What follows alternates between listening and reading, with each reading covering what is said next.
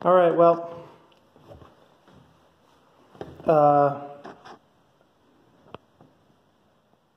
yeah, I just got caught up in, I had a guy flirt with me a couple days ago. He called me his sexy baby boy. But, yeah, I don't have to dwell on that. I don't know him. I don't know him well enough to, do that with him. But anyway, here we go with chapter 10.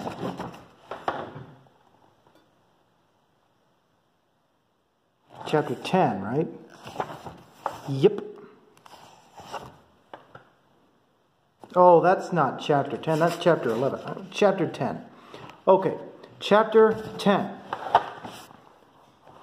So chapter 10 starts off like this. Chapter 10 of Double Grape. Drink it now.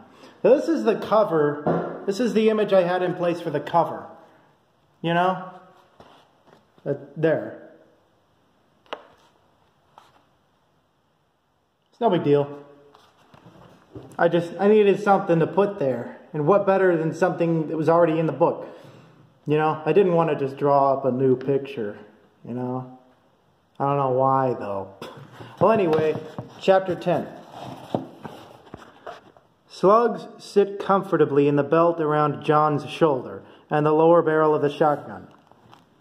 Timothy lumbers around just the same, carrying not a government-issue non-lethal pacification weapon, but a civilian-liberated war-era Mauser M2030, a semi-automatic rifle first produced in the early 21st century to help conquering forces in Africa consume the surplus of .45 caliber rifle ammunition. The surplus ran out after 5 years, and newly produced .45 rim cartridges became secluded to consumption by the United States Armed Forces. The ammunition became available as civilian commodity for big game hunting after revival of its manufacturing equipment. Other, more civilian available Mausers were the ideal rifle for hunting certain game in northern areas of the earth. But most could not fire .45 caliber anything, and so a new surplus of these rim cartridges came into being by 2077. The M2030 sees use as a low-end law enforcement marksman rifle in settlement areas on Earth, the Moon, and even Mars, and now rests in the dexterous paws of Timothy Zerona. I'm not looking at the camera, whatever. His careful, labored steps caused the rifle to sway ever so slightly as his tail out of the back of his pants. Stephen's uniform didn't fit so well to allow such an extremity. Now he is comfortable as necessary. Comfort is still of little concern when John walks tall and coolly to the ticket counter in the entranceway to the train station. The attendant asks how she can help. Yes, my friend back there and I need 2 tickets to Denver. He slightly jostles his firearm. I obviously came here with this thing, so of course I don't intend on paying for them. And your cooperation, however, just giving away a free couple of tickets would mean a lot more to us. He explains before scratching near the trigger. If you would, please. Fine, whatever. The young human counter attendant feels under the table and retrieves 2 thin, perforated plastic cards from a printer atop the counter.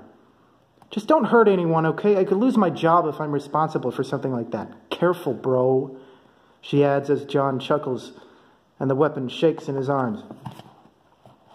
She tells him where and when to find which train to board, and the fugitives pack up their weapons neatly and carefully in the yellow reflective bag. The compact rifle is only a few inches longer diagonally than the bag's black ABS base, and fits just well enough in the strap-shrink compartment. John carries the tiny arsenal on his back, and the straps pull at the purple suit, which has begun to gather the time-consuming odor of homo daemonium. You smell awful, Timothy tells him with a smirk. Sitting at the bench by the platform seems like time enough before the train arrives to give them much longer to wait. As the 4-car metal worm of passengers slows to meet its doors at the wide, curved entranceway, the troop in hot pink uniforms and black plate carriers storm their way through the crowd of people between them and the closest, most obvious candidates for arrest. A demon in a purple suit, and a canid with colorful fur, both wearing cheap, non-polarized sunglasses and carrying a yellow reflective bag. "Hey!" The pink point man tries hard as he can to grab the attention of the two suspects. "Hey, you two! The yellow bag!" The fugitives turn to see the hand of the Southwest Mountain Trooper disappear behind metal doors. Through the window, the trooper watches in grave disappointment, the couple of weirdos, exchanging looks of brave luck 10 seconds before the train accelerates away.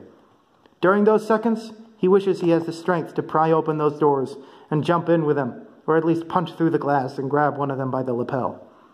The enterprise in arresting the escaped inmates is unsuccessful, and the troop informs the watchtower by radio in a lengthy dictated report to the dispatcher, commanding officials, and records officers of the Nero Troop Depot.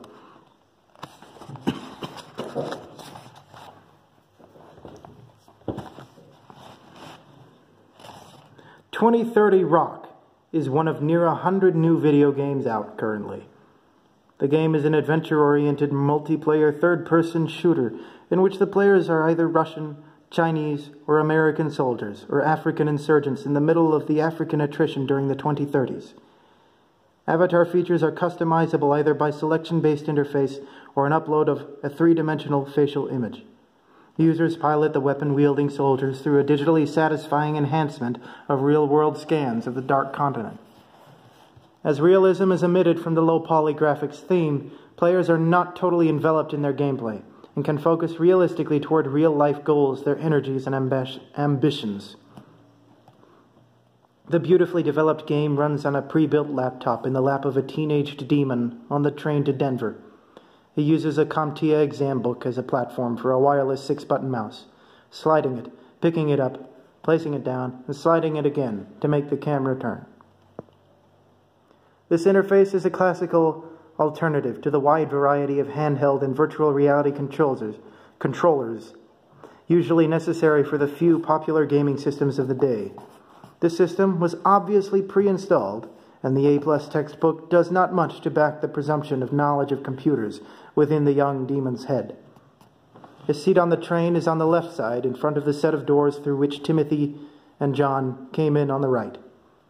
People in the car seem to number just near the limit of its full capacity, and only the one young person occupying the two seats is an obvious gamer.